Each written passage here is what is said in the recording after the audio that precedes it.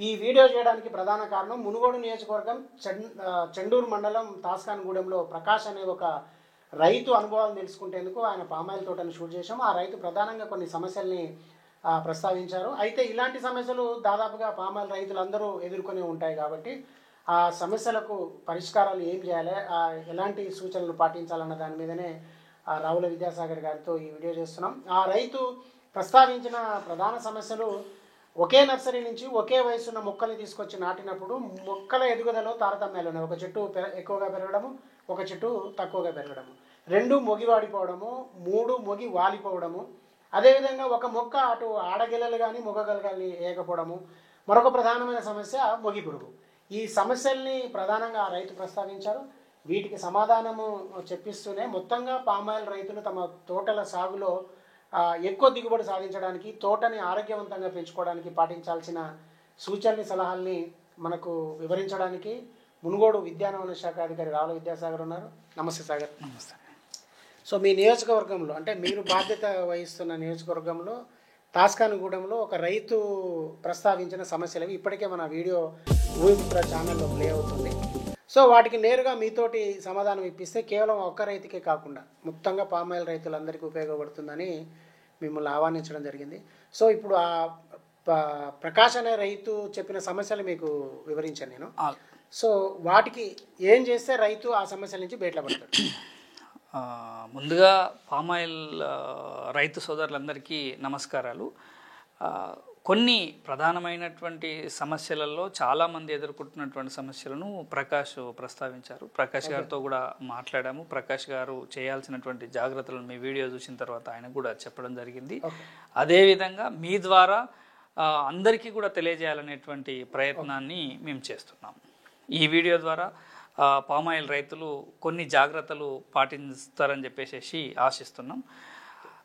ప్రధానమైనటువంటి అంశాలలో ఆయన చెప్పినటువంటి ప్రశ్నల్లో మొక్కలన్నీ తీసుకొచ్చాము, ఒకే రోజు ఒకేసారి నాటాము, నాటిన మొక్కలన్నీ ఒకే తీరుగా లేవు, ఒకే వయసుకు సంబంధించినటువంటి మొక్కలు ఒకే ఎదుగుదలలో లేవు అనేది ఒక ప్రధానమైనటువంటి సమస్యను చెప్పారు.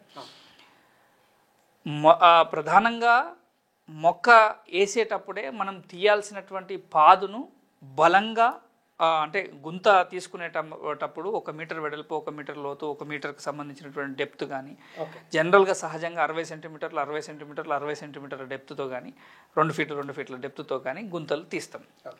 ఈ తీసిన క్రమంలో ఇంతకుముందుకి ఇది సాగులో ఉన్నటువంటి భూమి లేదా బండగా రాయిలాగా ఉండి భూమి లోపల ఏమైనా గట్టితనం ఉండేసేసి జరిగినప్పుడు ఈ బ్యాగులో తీసుకొచ్చినటువంటి ఒక 20 కేజీలకు సంబంధించినటువంటి దాంతో ఉన్నటువంటి బ్యాగులో రూట్ సిస్టమ్ అంతా డెవలప్ అయి ఉంటుంది, పామాయిల్ రూట్ సిస్టమ్. సో ఇలా డెవలప్ అయినటువంటి ఈ రూట్ సిస్టమ్ను తీసుకొని వచ్చి నేరుగా పెట్టినప్పుడు కొన్నిసార్లు ఆ బ్యాగు నాటినప్పుడే దీని యొక్క రూట్ సిస్టమ్ అంతా ఒక రౌండ్గా ఇట్లా చుట్టుకొని ఒడిదిరిగి ఉండేటువంటి ప్రమాదం ఉంటుంది. ఒకసారి ఇది ఒడి తిరిగి దీంట్లో నుంచి ఎస్టాబ్లిష్ అయిపోయి ఇందులో నుంచి రూట్ సిస్టమ్ అంతా స్ప్రెడ్ కావడానికి కొంత టైం తీసుకుంటుంది. Number 1 point. రెండోది రూటు ప్రాపర్గా ఉందా లేదా అనేది నెంబర్ 1 చూసుకోవాలి.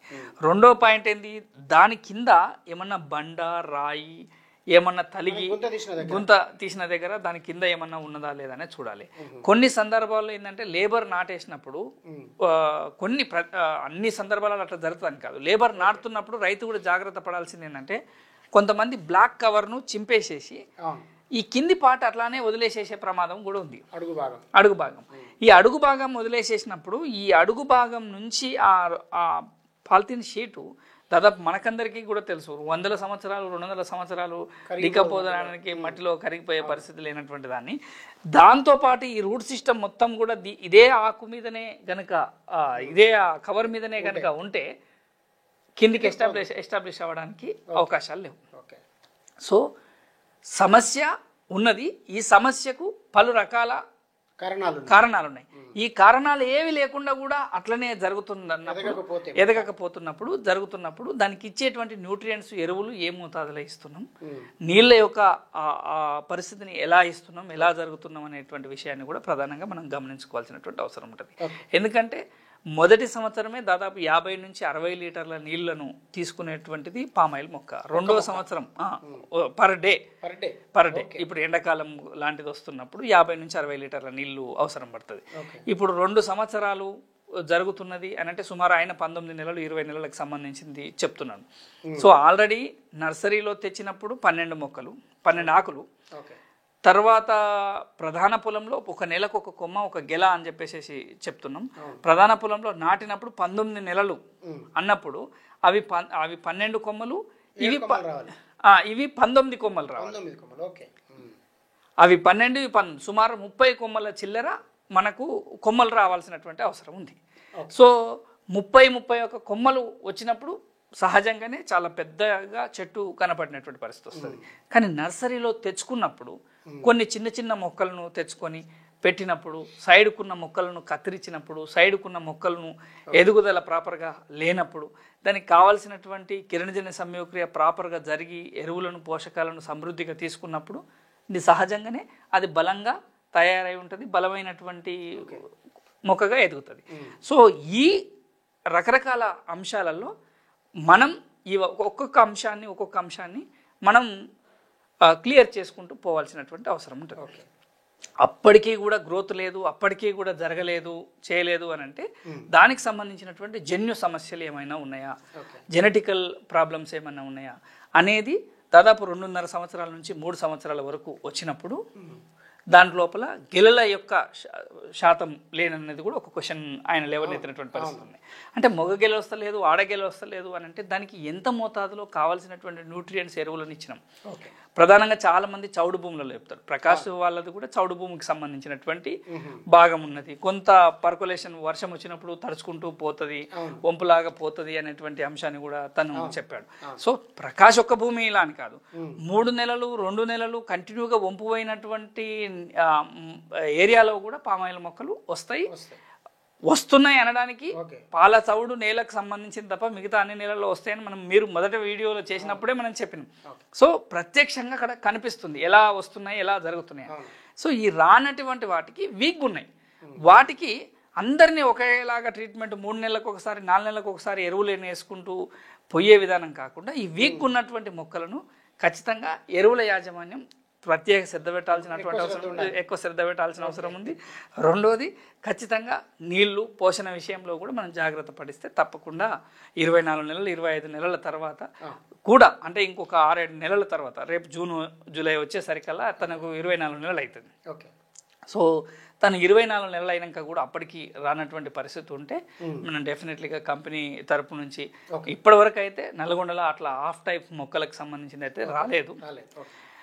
అలాంటి రాలేదు అని అంటే ఇప్పుడు జెనెటికల్గా ప్రతి మొక్క 12 ఆకులతో కూడినటువంటి మొక్కను నాటిన తర్వాత మేము ఫీల్డ్లో ప్రధానంగా గమనిస్తున్నది ఒకరి కండిషన్లో 16 కొమ్మలు 15 కొమ్మలు వచ్చిన తర్వాత పూతలు వస్తున్నాయి. అంటే అప్పుడు 12 కొమ్మలు ఉండి అవి కిరణజన్య సంయోగక్రియ ప్రాపర్గా జరిపి ఇవి మళ్ళీ 16 కొమ్మలు 15 కొమ్మలు వచ్చినప్పుడు ఒక నెలకు ఒక్కొక్క చిన్న చిన్న మట్ట ఇదంతా జరుగుతుంది. సో రానటువంటి మొక్క ఒకవేళ చిన్నదై ఉండి ఆకులు కూడా చిన్నగుంటే జరిగుంటే కూడా ఇంకా దానికి ఆ స్టెబిలిటీ స్టేజ్ రాలేదు అనేటువంటి విషయాన్ని కూడా మనం గమనించుకోవాల్సినటువంటి అవసరం ఉంటుంది. కానీ ఎందుకంటే అన్నింటినీ మనము డైరెక్ట్గా మనమేదో ఇవన్నీ మొక్కలు 100% దీనికి సంబంధించినటువంటివి జరిగినాయి ఇట్లా వచ్చినాయి అనేటువంటి విషయాన్ని మనం చెప్పట్లేం. మనం చెప్పేది ఏంటంటే నిజంగా అట్లాంటిది కనుక జరిగితే డెఫినెట్లీగా ఎవరిని ఉపేక్షించేది లేదు. డెఫినెట్లీగా రీప్లేస్మెంట్కి సంబంధించింది ప్రభుత్వమే వాళ్ళని రీప్లేస్ చేయాలని చెప్పి దానికి యాక్ట్లోనే ఉంది, వాళ్ళు చేస్తారు. సో కానీ పూతాకాత రావడానికి కావాల్సినటువంటి ఎరువుల యాజమాన్యం నీటి యాజమాన్యం మనం చేసుకోవాల్సినటువంటి పరిస్థితి అవసరం ఉన్నది. దీని ద్వారా ఏంటి మొక్క వేసేటప్పుడు ఎదుగుతలేదు అనడానికి సంబంధించినటువంటి దాంట్లో ఎదగకపోవడానికి అది నేలకు సంబంధించినటువంటిది కావచ్చు, కవర్కి సంబంధించింది కావచ్చు, రూటు క్రింకిల్ అయిపోవడం కావచ్చు, ఇట్లాంటి సమస్యలకు సంబంధించినటువంటిది. అదేవిధంగా ఖాతలు మొత్తం పూతలు మొత్తం రాలేదు అనడానికి ఎరువుల యాజమాన్యం నీటి యాజమాన్యంకి సంబంధించినటువంటిది ప్రాపర్ స్టేజ్లో మనం ఇస్తున్నామా లేదా అని ఒక 2-3 నెలలు వాటికి సంబంధించినటువంటిది చూసుకోవాల్సినటువంటి అవసరం ఉంది అనేది రెండో పాయింట్. ఇంకొకటి మొగి వాడిపోవడం వస్తున్నాను. మొగి ఎండిపోవడం ఒకటి, మొగి వాడిపోవడం ఒకటి అనేది ప్రధానంగా చెప్తున్నాం. వాడిపోవడం కంటే వాలిపోతుంది అనడం కరెక్ట్. అంటే చక్కగా ఉంటుంది, ప్రతి నెల ఒక కొమ్మ వస్తుంటది ఇలా నిటారుగా, వచ్చిన కొమ్మ ఇటు బెండ్ అయిపోతుంటది, ఇలా బెండ్ అయిపోయి ఉంటుంది. సో దాన్ని ఇట్లా లేపితే ఇట్లా బెండ్ అయిపోయి ఉంటుంది, లేపినా కొద్ది ఇట్లా బెండ్ అయిపోతుంటుంది. ఎందుకు అని అంటే ప్రతి నెల NPK కంపోజిషన్ 200 గ్రాముల నత్రజని, 400 గ్రాముల భాస్వరము, 200 గ్రాముల పొటాషియం NPK కంపోజిషన్ కంపల్సరీ ఇవ్వాల్సిన అవసరం ఉంటుంది. సో ఇది పెరుగుతున్న కొద్దీ భాస్వరం యొక్క కంటెంట్ మొదటి సంవత్సరం, రెండో సంవత్సరం, మూడో సంవత్సరం పెరుగుతుంది. భాస్వరం మొదటిగా నత్రజని, భాస్వరం, పొటాషియం. నత్రజని వల్ల ఏమవుతుంది, ఆకు గ్రీన్ కలర్లో ఉంటుంది, కిరణజని సంయోక్రియ జరుగుతుంది, పిండి పదార్థం తయారు చేసుకుంటుంది, కొత్త కొమ్మలు, కొత్త బ్రాంచెస్ వస్తాయి. అదేవిధంగా భాస్వరంకు సంబంధించింది వేరు వ్యవస్థ స్థిరీకరణ ఉంటుంది, ఒక దగ్గర పర్టికులర్గా రూట్ సిస్టమ్ డెవలప్ అవుతుంది, ఎస్టాబ్లిష్మెంట్ స్ట్రక్చర్ వస్తుంది, మొక్క ఎదుగుదలకు, మొక్క స్టాండింగ్కు, మొక్క నిలబడడానికి అన్నిటికీ పనిచేస్తుంది.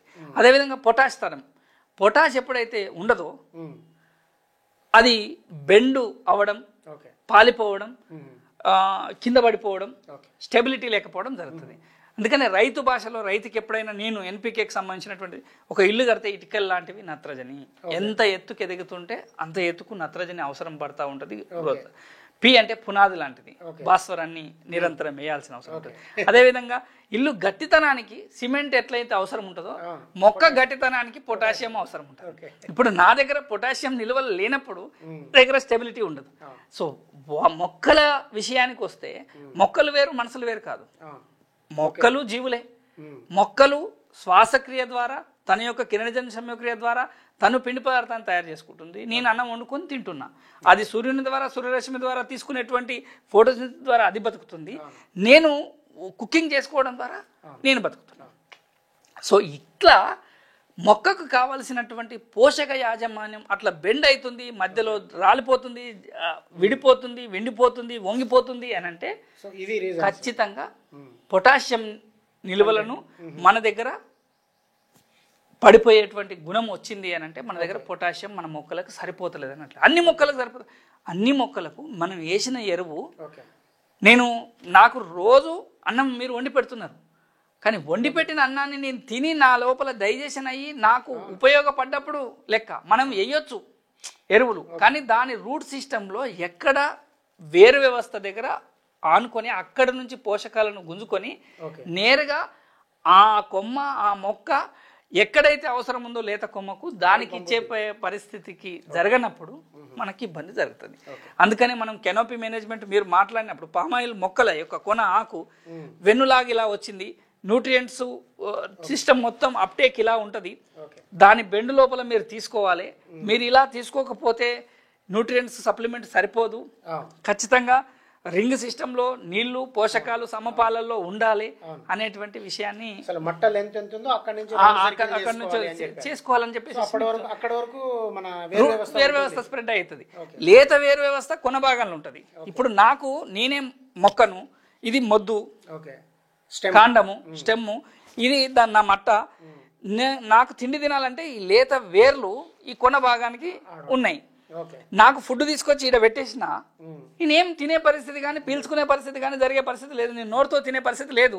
నేను మొక్కను ఖచ్చితంగా నాకు వేరు వ్యవస్థ ఎక్కడైతే మెజారిటీ పోర్షన్లో ఉందో 80 to 90% ఆ ఏరియాలో, ఆ రూట్ జోన్ సిస్టంలో ఈ NPK కంపోజిషన్ నీళ్ళ ద్వారా, మొక్క ఎరువులను తినదు, మనం అన్నం కలుపుకొని తిన్నట్టు మొక్క నీళ్లను తాగదు.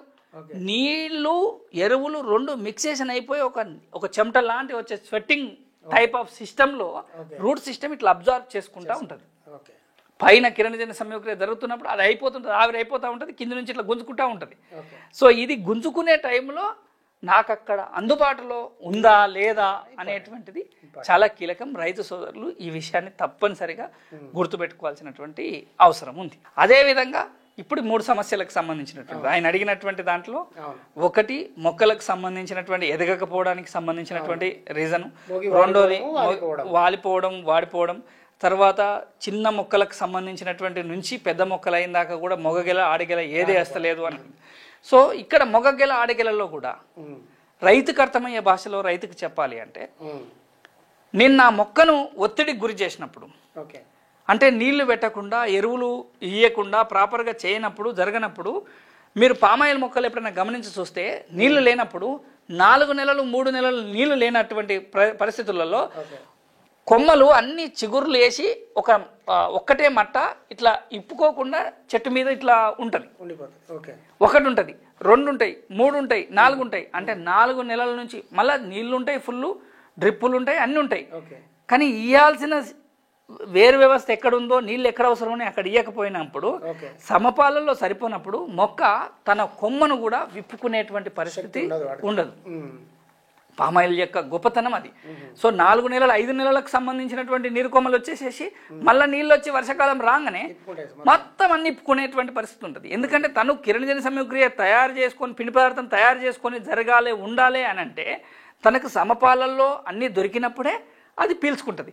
సమపాలల్లో అది దొరికినప్పుడు, సమపాలల్లో జరిగినప్పుడు నేనే బతకలేకపోతున్నా, ఇంకా నువ్వెట్లా అదైతావు అనేటువంటి తను స్వతహాగా అనుకొని అట్లనే కొమ్మ నిటారుగా నిలబడిపోయినటువంటి పరిస్థితి ఉంటుంది. సో మీరు ఏ పామాయిల్ తోటనైనా చూడండి, ఎక్కడ చూసినా ఇట్లా నిలువుగా నిటారుగా ఒక కడ్డీల్లాగా కర్రల్లాగా మధ్యలో నిలబడి ఉన్నటువంటి కొమ్మలు ఉంటాయి. సో ఆ రైతు బాగా మెయింటైన్ చేస్తుండు అంటే ఇట్లాంటి కొమ్మలు ఒక్కటి తప్ప ఆ చెట్టుకు ఏది ఉండదు. ఇట్లా 4-5 ఉన్నాయంటే డెఫినెట్లీగా ఆయన నీటి యాజమాన్యం, ఎరువుల యాజమాన్యం సరిగా లేదు అనేది ఫస్ట్ మనం గుర్తుపెట్టుకోవాల్సిన అవసరం ఉంది. సో నీళ్లు ఎరువులకు సంబంధించినటువంటిది ఇంత కాన్సన్ట్రేషన్, ఇంత అవసరం ఉన్నది. సో ఇది ప్రధానమైనటువంటి అంశం. మీ ఛానల్ ద్వారా మీకు చెప్పేది ఏంటంటే రైతు సోదరులు ఇది జాగ్రత్త పడాలి. రెండోది ఇప్పుడు సమ్మర్ వస్తుంది. సమ్మర్ వస్తున్నప్పుడు ఇప్పుడు రైతు నేను 1 గంట సేపు నీళ్ళు పెట్టినా, 2 గంటలు నీళ్ళు పెట్టినా అది సరిపోతుంది అనేటువంటి భావనలో రైతు సోదరులు ఉండే పరిస్థితి. కానీ ఆయన డ్రిప్పర్ వేసి ఉంటాడు, లేదా జెట్ వేస్తే 1 గంటకు 64 లీటర్లు వస్తున్నాయంటే ఒక చెట్టుకు 2 జెట్లు వేసేసేస్తే 128 లీటర్ల నీళ్ళు వచ్చినప్పుడు అది ఒక 2 సంవత్సరాల చెట్టు అయితే గంటన్నర పెట్టేసేస్తే సరిపోతుంది. కానీ నీటి చెమ్మ ఆ పాదు మొత్తంలో జరగకుండా ఒక మొగి దగ్గరనే, కాండం దగ్గరనే నీళ్లు పెట్టేసేసి వదిలేసేసినప్పుడు నా రూట్ సిస్టమ్ అదంతా ఎస్టాబ్లిష్ అయిందేమో అంత దూరంకు ఉంది. నా కాండం దగ్గర ఒకే దగ్గర నీళ్లు పెట్టేసేసి నేను ఈయనే అదైతా అనంటే ఈడ రూట్ సిస్టంలో ఈడ నీళ్లు ఫీడర్ రూట్స్ సిస్టమ్స్ చాలా తక్కువగా ఉండేటువంటి పరిస్థితి ఉంది. సో ఇది చాలా ఇంపార్టెంట్ అంశం. అదేవిధంగా ఎరువుల యాజమాన్యంలో కూడా అన్ని మొగి దగ్గర, కాండం దగ్గర తీసుకొచ్చి చల్లేసేస్తే కాండం దగ్గర తీసుకునేటువంటిది 10% 15% మించి లేదు, అంత బయటనే 80 నుంచి 85% ఇంటేక్ ఉంది. సో అక్కడ రూట్ జోన్ సిస్టంలో అది చేయాలి. ఇట్లా పట్టుకుంటే ఒక ముద్దలాగా తయారైపోయి మట్టి ముద్ద లాగా పీల్చుకునేటువంటి పరిస్థితి ఉన్నప్పుడు ఆ మొక్కకు చెమ్మ సరిపోయినట్టు. ఇంకా చాలా మంది రైతులు నీళ్ళు ఇవ్వమన్నారు కదా అని ఉదయం నుంచి సాయంత్రం వరకు, రేపటి వరకు, ఎల్లుండి వరకు నీళ్లు పెడుతూనే ఉండరు. ఇక ఆటోమేటిక్ సిస్టమ్ దొరికింది, 24 hours కరెంట్ ఉంది, ఇక పెట్టిపోతారు. ఎరువులు వేసి ఉంటారు కదా, ఈ ఎరువులు వేసిన రైతు ఒకరోజు రూట్ సిస్టమ్కు దొరుకుతుంది, 2వ రోజు 3వ రోజు 4వ రోజు ఈ ఎరువులన్నీ కిందికి దిగిపోతూ ఉంటాయి. అంటే నీళ్లకు పీడనం, ఒత్తిడి, బరువు ఎక్కువ ఉంటుంది, మొత్తం కిందికి న్యూట్రియంట్స్ అన్ని కిందికి జారిపోతుంటాయి, కిందికి వెళ్ళిపోతాయి.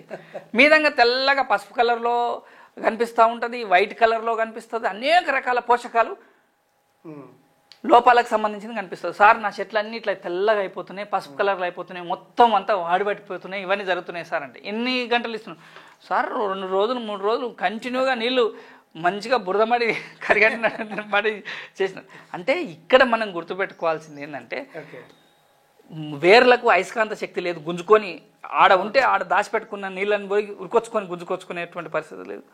మనం వేసిన ఎరువులకు చలనం లేదు.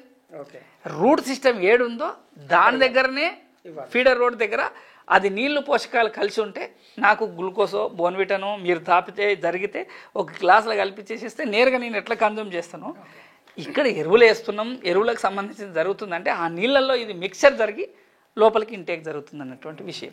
ఇంకొకటి మొగి పురుగు వస్తుంది, మొగికి సంబంధించినటువంటి పురుగు.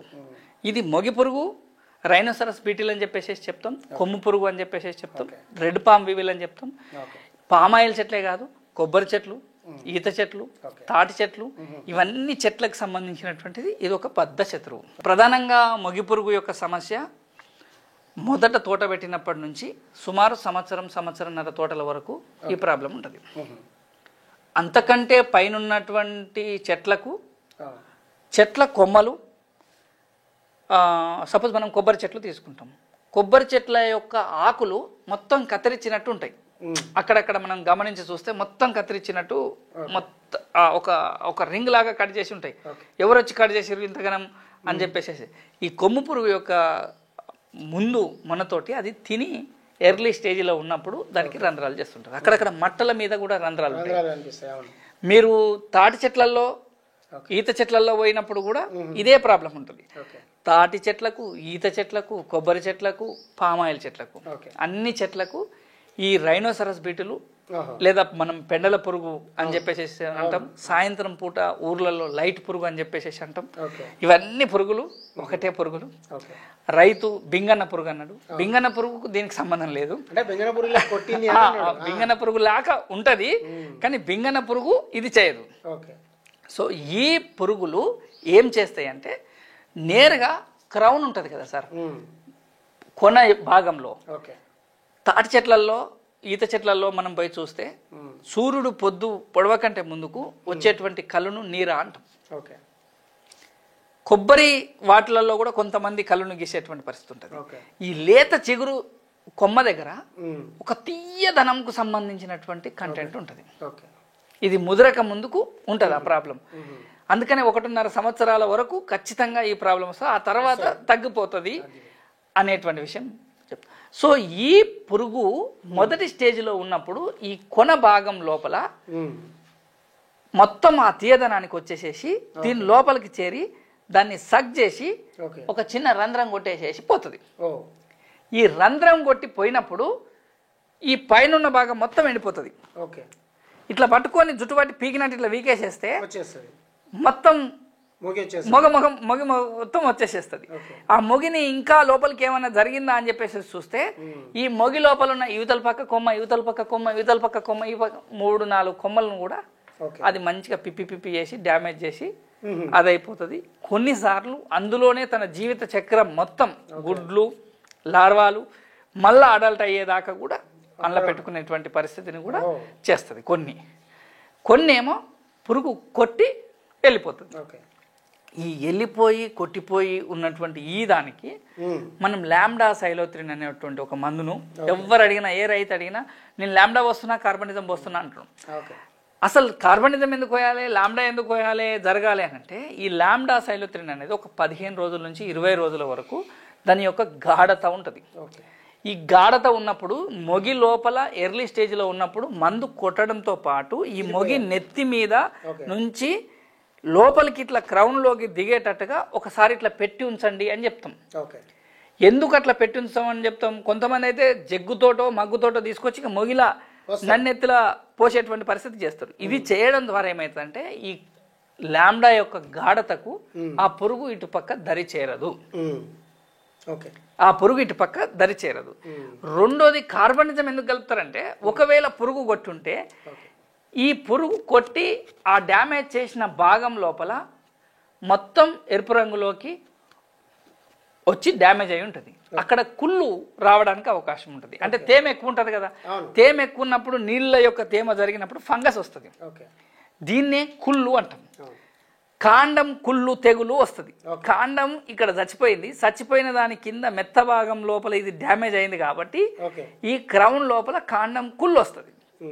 ఒకవేళ అట్లాంటి కుళ్ళు ఇట్లా రాకుండా ఉండడం కోసం కార్బనిజం కలపమన్నాం. కార్బనిజం 2 గ్రాములు, లాంబ్డా సైలోత్రిన్ 1 ml లీటర్ నీటికి, ఈ రెండింటిని కలిపి మొగి తడిచే విధంగా మనం పిచికారి చేయడం కానీ మొగి లోపల పోయడం కానీ ఇది చేసుకోవడం ఒక పరిష్కార మార్గం. ఇది ఒక్కటే పరిష్కార మార్గం కాదు. లింగ ఆకర్షణ పుట్టలు ఉంటాయి. మేల్ ఫీమేల్ను క్రాస్ చేసుకొని ఈ రైనోసరస్ బీటీలు, రెడ్ పామ్ బీవీలు ఒక 3 కిలోమీటర్ల దూరం నుంచి 2 కిలోమీటర్ల దూరం నుంచి ఎక్కడున్నా లింగ ఆకర్షణ బుట్ట పెడితే చెట్టు మీదకి రాకుండా ఈ బుట్ట లోపల బకెట్ లోపల ట్రాప్ లోపలికి వచ్చేసేసి అట్రాక్ట్ అయిపోతాయి. ఎందుకు అంటే ప్రధానంగా మనం నల్గొండ జిల్లా ఎటు పక్క చూసినా కళ్ళు, తాటికల్లు, ఈత కళ్ళుకు సంబంధించినటువంటి చెట్లు ఉంటాయి. తాటికల్లు, ఈత కళ్ళు లాంటి చెట్లకు సంబంధించినటువంటిది కూడా ఇందులో స్థావరాన్ని ఏర్పరిచే జాతి కాబట్టి వాటి మీద కూడా ఈ పురుగు యొక్క ప్రభావం ఉంటుంది. మనకు వాళ్ళు కళ్ళు గీసేటువంటి పరిస్థితుల్లో దాన్ని కర్ర పుల్లను వాటిని అడ్జస్ట్కొని చేస్తున్నారు తప్ప ఈ కొమ్మను దీన్ని కమ్మలను ఉపయోగించుకొని చేసినప్పుడు కమ్మ లోపల ఇదంతా డ్యామేజ్ను ఎర్లీ స్టేజ్లో విరివిగా ఉన్నాయి కాబట్టి ఇవన్నీ ప్రత్యేకమైనటువంటి యాజమాన్య చెట్లు. ఇప్పుడు తాటి చెట్లనే ఒక ప్రొడక్షన్గా, ఒక ప్రొడక్టివిటీ యాక్టివిటీగా పామాయిల్ లాగా కన్వర్ట్ చేసినప్పుడు అప్పుడు కూడా ఈ సమస్యకు సంబంధించినటువంటి పరిస్థితి వస్తుంది, ఉత్పన్నమవుతుంది. సో ఇక్కడ ఈ మొగిని రాకుండా ఉండడం కోసం లింగాకర్షణ బుట్టలు ఖచ్చితంగా ఎకరానికి రెడ్ పామ్ విల్వి 2, రైనోసరస్ బీటిల్వి 2, 4 బుట్టలను కనీసం పెట్టుకోవాలి. బుట్టలను పెట్టుకోగానే సంబరం కాదు, బుట్టలు నుంచితే సంబరం కాదు. బుట్టలు పెట్టిన తర్వాత బుట్ట లోపల ప్రతిరోజు కలెక్షన్ అవుతుంటుంది. కలెక్షన్ అయ్యి ఒక 5-10 పడ్డాయి అనుకోండి, ఈ పడ్డ వాటిని వెంటనే తీసేసి చంపేసేసి వాటిని భూమిలో పాతి పెట్టడం ఇంకోటి చేయాలి. మనం 15 రోజులు, 20 రోజులు, 30 రోజుల దాకా తీయలేదనుకో, అది ఆల్రెడీ ప్రెగ్నెన్సీకి సంబంధించినటువంటిదే ఉందనుకో, ఇందు లోపల గుడ్లు పెట్టి ఇందు లోపల పిల్లలు తీసి ఇందు లోపలనే మళ్ళీ లార్వాలను డెవలప్ చేసేటువంటి పరిస్థితిని చేస్తూ ఉంటుంది. సో ఇమిడియట్గా 1 డే 2 డేస్లోనే దాన్ని రిమూవ్ చేస్తూ ఉండాలి. ఒకటి సచ్చిన దగ్గర ఇంకొక పురుగు రాదు, సచ్చిన వాసన దగ్గరికి ఇంకొక పురుగు రాదు. సో ఈ సచ్చిన వాసన రాకుండా ఉండడం కోసం న్యాచురల్ పద్ధతితోటే ఆ పురుగుల ద్వారా ఇంకేదైనా ఉపయోగం ఉంది అని అనుకుంటే ఎక్కడైనా ఆ పురుగుల ద్వారా నష్టం జరుగుతుంది. సో 2 కిలోమీటర్లు 3 కిలోమీటర్ల రేడియస్లో ఉన్నటువంటి పురుగులన్నీ మన దగ్గరికి వస్తున్నాయి అని అంటే మనం కలెక్ట్ అండ్ డిస్ట్రాయ్ పద్ధతుల్లో ఎలాంటి కెమికల్ మందులు లేకుండా న్యాచురల్ పద్ధతిలో వాటిని కిల్ చేసేటువంటి అవకాశం ఉంది. సో ఇది రైతు సోదరులు అందరు పెట్టుకున్నారనుకోండి, పామాయిల్ వేసిన రైతులందరూ ఊరికొకరో, ఊరికో ఇద్దరో, ఊరికి 10 మందో ఉన్నప్పుడు వాళ్ళందరూ పెట్టుకుంటే సమిష్టిగా జరుగుతుంది. అందరు పెట్టుకోరు, ఓన్లీ నా దాంట్లోనే పెడతారు, నా తోటలనే బాగా వస్తున్నాయి పురుగులు, ఈ పురుగులు ఇది బకెట్ ట్రాపులు పెట్టడం వల్లనే నాకు పురుగులు ఎక్కువ వస్తున్నాయి, నా తోట అంతా నష్టమవుతుందని చెప్తున్నారు కొంతమంది రైతులు. కానీ పురుగులు బకెట్ ట్రాప్ పెట్టినంత వల్ల కాదు, బకెట్ను రోజు క్లీన్ చేయకపోవడం వల్ల అట్రాక్ట్ అయ్యి వస్తున్నాయి. అందులో సచిన్రు ఆల్రెడీ ఉన్నది అని చెప్పే ఒక వాసన, స్మెల్, దాని పురుగుల వాసన దానికి తెలుస్తుంది. సో అది గమనించి అది టెక్నికల్గా అక్కడే వచ్చి ఆగిపోయే పరిస్థితి ఉంది. సో దీన్ని తప్పనిసరిగా రిమూవ్ చేసుకోవాలి. దాంట్లో ఉండే ల్యూర్ కానీ ట్యాబ్లెట్స్ కానీ రకరకాల కంపెనీస్ ఉన్నాయి. ఈ ల్యూరు 90 రోజుల వరకు పనిచేస్తుంది. ఇవాళ పెడతాడు, మళ్ళీ 6 నెలల దాకా దాన్ని చూడలేదనుకో, ఇది ఆవిరైపోతూ ఉన్నది, drop drop drop drop drop. So ఆ 90 రోజులు అయిపోయిన తర్వాత దాని యొక్క పవర్ తగ్గిపోయింది అనుకో, మళ్ళీ పురుగులు రావు. సో ఇది రైతు సోదరులు గమనించుకోవాల్సిన అవసరం ఉంది. ఈ మొగి రాకుండా ఉండడం కోసం ముందే బకెట్ ట్రాప్స్ ఎకరానికి 4 ఖచ్చితంగా పెట్టుకుంటే సంతోషం. ఇంకో 2 పెట్టుకున్నాం కానీ నష్టం లేదు. అది 350 రూపాయలు 300 రూపాయలు ఉంటుంది. సో వాటిని బకెట్ తోటి తయారు చేసుకోవచ్చు, లేదా బకెట్ లోపల కూడా అది తయారు చేసిన బకెట్సే వాటికి సంబంధించి వస్తుంది. ల్యూర్ ఒక్కటే 100 రూపాయలు 120 రూపాయలు ఉంటుంది. ఈ బకెట్ 3 ఏళ్ళు 4 ఏళ్ళ వరకు పనిచేస్తుంది. సో ఆ ప్రాబ్లం లేదు. సో ఈ ల్యూర్ ఒక్కదాన్ని మనం ఒక 6 నెలలకు 3 నెలలకు ఒకసారి 3 నెలలకు ఒకసారి సంవత్సరానికి ఒక 4 ల్యూర్లు వేసేసుకుంటే సరిపోతుంది. కానీ కొనాలంటే ఒక మొక్క చచ్చిపోతే మళ్ళీ మొక్క తీసుకొచ్చి రావాలంటే సుమారు 193 రూపాయల మొక్క ఆయిల్ పామ్ కంపెనీ వాళ్ళు ఇస్తున్నారు. 2 మొక్కలు కొనుక్కొస్తే అయ్యే ఖర్చుకు టైం పోతుంది, ఏజ్ పోతుంది, ఇవన్నీ రకరకాల సమస్యలు కూడా ఉన్నాయి. సో మీకు ఇక్కడ నెంబర్ కూడా ఇస్తాను. ట్రాప్స్, ల్యూర్స్ ఎవరైనా కావాలనుకుంటే నేరుగా కాంటాక్ట్ అయ్యి వాళ్ళకి సంబంధించినటువంటిది కూడా తెచ్చుకోవచ్చు. ఇలా పామాయిల్కి సంబంధించినటువంటి రైతులు ప్రధానమైనటువంటి ఈ సమస్యలన్నింటినీ అధిగమించుకోవచ్చు. ఇది కాకుండా ఇప్పుడు కొత్తగా వేసే తోటల వాళ్ళు ఉన్నారు. సమ్మర్ ఇప్పటికే ఫిబ్రవరి నెలకే ఎండలు విపరీతంగా పెరిగిపోయినటువంటి పరిస్థితి ఉంది.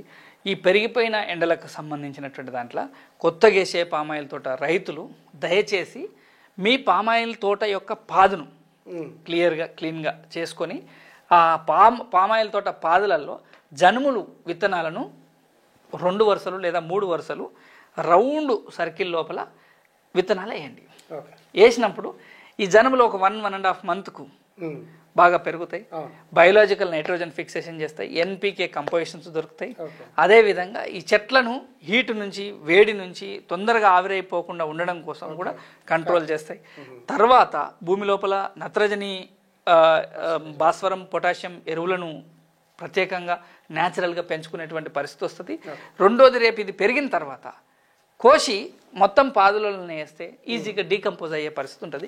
పచ్చిరొట్ట ఎరువు పెండలు వేసినట్టే, ఒక తట్ట 2 తట్టల పెండ వేసినట్టు ఒక చెట్టుకు ఉపయోగపడ్డట్టు అవుతుంది. సో ఇది ఒకటి ప్రధానమైనటువంటి జనుము ప్రధానంగా పెట్టుకుంటే మొక్క చుట్టూ పాదు చుట్టూ మొత్తం పెట్టేసేసి 1 రో కానీ 2 రోస్ కానీ 3 రోస్ కానీ అట్లా పెట్టుకోవడం ద్వారా రైతు ఎండ నుంచి ప్రొటెక్ట్ చేసుకోవడం, అదేవిధంగా నీటి తేమను కూడా తొందరగా ఆవిరైపోకుండా జరగడానికి అవకాశం ఉంటుంది. ఇప్పటికే ఒకవేళ పాదులలో గడ్డి ఉంటే ఆ గడ్డిని బ్రష్ కట్టర్తో కొట్టేసి ఆ గడ్డిని అందులోనే ఉంచాలి, తేమ ఆవిరి కాకుండా ఉండడానికి న్యాచురల్ మెల్చింగ్ లాగా కూడా పనిచేస్తుంది. సో ఇంకా వేసేటప్పుడు ఇప్పుడు ఎవరైనా కొత్తగా వేసే రైతులు జరిగే రైతులు ఉంటే ఖచ్చితంగా కవర్ చించేటప్పుడు, కవర్ వేసేటప్పుడు కూడా మనం జాగ్రత్త పడాల్సిన అవసరం ఉంటుంది. ఇంకా కొంతమంది లేబరు గడ్డలు జేసీబీతో తీసేసేసి ఈ గడ్డలను పెట్టేసేసి ఏదో మొక్క గప్పినం పోయినాం అనే పరిస్థితి వస్తే గాలి గదులు ఏర్పడితే సైడ్కున్న కొమ్మలన్నీ కూడా మాడిపోయి ఎండిపోయే పరిస్థితి ఉంటుంది. సో అట్లాంటిది కాకుండా మొక్క వేసిన తర్వాత మంచిగా బిరుగా తొక్కడం, నీళ్లు మంచిగా పెట్టడం, ఎరువులను టైం టు టైం అజ్జేయడం, వీలైనంత వరకు ఎండాకాలం వరకు నీటిలో కరిగే ఎరువులు, యూరియా కరుగుతుంది, అమోనియా కరుగుతుంది, మెగ్నీషియం కరుగుతుంది, వైట్ పొటాష్ మన కటంగూరు ఎపిఓస్లో కూడా అందుబాటులో ఉంది, నీళ్ళల్లో కరుగుతుంది, అది కూడా పొటాష్ కంటెంట్కి సంబంధించినటువంటి పరిస్థితి ఉంది, మెగ్నీషియం కరుగుతుంది. ఇట్లా నీటిలో కరిగే ఎరువులు ఉన్నాయి, నీటిలో కరిగే ఎరువులను వేసుకోవచ్చు. ఇంకా కొంచెం ఓపిక ఉన్న రైతులు డిఏపి లాంటిది 1 రోజు ముందు గాల నీళ్ళల్లో నానబెట్టుకొని దాన్ని వడకట్టుకొని దాన్ని డ్రిప్ ద్వారా కూడా మనం ఇచ్చుకోవడానికి అవకాశం ఉంటుంది. ప్రతి రైతుకు డ్రిప్ ఉంటుంది, డ్రిప్ లేని రైతు లేడు. ఎండాకాలం వరకు ఈ ఎండ దెబ్బ కొట్టి వడిపోతున్నప్పుడు మనం ఎట్లా నీళ్ళు తాగుతున్నామో మా మొక్కలకు కూడా జీవం ఉంది, మా మొక్కలు కూడా నీళ్ళు అడుగుతాయి, మా మొక్కలు కూడా ఎరువులు అడుగుతాయి, మా మొక్కలు కూడా నాకు జ్వరం వచ్చిందని చెప్తే నాకు ఒక మాటలు రాని క్రమంలో ఒళ్ళంతా కాలిపోవడం ఎట్లయితే జరుగుతుందో నా మొక్కల యొక్క ఆకులకు కూడా లేత పసుపు రంగులో ఉంటే నత్రజని లోపం ఉన్నట్టు, ఆకు ముదురు పట్టిపోతే భాస్వరం లోపం ఉన్నట్టు, కొన ఆకులు ఎండిపోయినట్టు వాలిపోయినట్టుండి, కొమ్మలు వంగిపోయినట్టుండి, చక్కకు పడిపోతున్నట్టుంటే పొటాషియం లోపం ఉన్నట్టు, ఆకుల మధ్యలో మచ్చలు ఉదారంగా మచ్చలు ఉన్నప్పుడు కూడా పొటాషియం లోపం ఉన్నట్టు. సో ఇట్లా ఒక మెగ్నీషియం తనం, క్లోరోఫిల్ కంటెంట్ గ్రీన్ కలర్ లోపల, ఇప్పుడు నా రక్తం ఎరుపు రంగులో ఉంటే ఐరన్ లోపం ఎట్లా అంటాము, నా మొక్క గ్రీన్ కలర్ పిగ్మెంట్ డెవలప్మెంట్ బాగా లేకపోతే, గ్రీన్ ఫ్రెష్నెస్ లేకపోతే నా మొక్కకు మెగ్నీషియం లేదు, నా క్లోరోఫిల్ లోపల మెగ్నీషియం తనం లేదు. మగ ఆడ పుష్పాల యొక్క సంతతి పెరిగేటువంటి క్రమంలో కానీ పాలినేషన్ క్రమంలో కానీ బోరాన్ అనేది చాలా కీలకమైనటువంటి భాగంగా చేస్తుంది. కుంకిర్లు లాగా ఆకులు మొత్తం ముడుచుకొని పోయి దగ్గరికి వచ్చినప్పుడు కూడా బోరాన్ లోపం ఉన్నట్టుగా గమనించుకోవాల్సిన అవసరం ఉంది. సో ఈ బోరాను లోపం వస్తుంది అని అంటే ఇట్లా ఆకులు మొత్తం దగ్గరికి కుచించుకుపోయి ఒక దగ్గర ముడుచుకొని పోయి గిత్తత ఆకు అయిపోయి ఉంటుంది. ఇది బోరాన్ లోపంగా మనం గుర్తుపట్టుకోవాల్సినటువంటి అవసరం ఉంది. సో ఇలాంటి లోపాలు నా మొక్కలు బయటకి కనిపించే రూపంలో అంటే రంగు రూపంలో చెప్తున్నాయి. ఈ దాన్ని గమనించుకొని మా మొక్కలను పెంచుకొని మీరు లాభపడాలని చెప్పి కోరుకుంటూ ధన్యవాదాలు. Thank you. Okay Sagar, palm oil తోటల రైతులు ఎదుర్కొంటున్న సమస్యల్ని అధిగమించడానికి సలహాలు సూచనలు ఈ వీడియో ద్వారా వివరించిన మునుగోడు హార్టికల్చర్ ఆఫీసర్ రావుల విద్యాసాగర్కు భూమిపుత్ర తరపున ధన్యవాదాలు. Thank you.